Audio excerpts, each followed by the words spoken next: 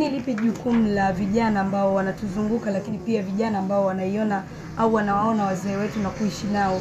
Lipi hasa jukumu lao kama vijana wa jamii hiyo ambayo inaishi na hao wazee? Jukumu kubwa la vijana kuhakikisha kwamba hawa wazee wapo ni moja, kuhakikisha kwamba wazee hawa wanalindwa, wanatunzwa na kuwa katika mazingira salama muda wote. Hivyo kwa ujumla vijana tunapaswa kuhakikisha kwamba tunalinda na kuwalea wazee zetu hawa waliopo sasa hivi. Kwa sababu bila ya wao sisi tusingefika hapa tulipo.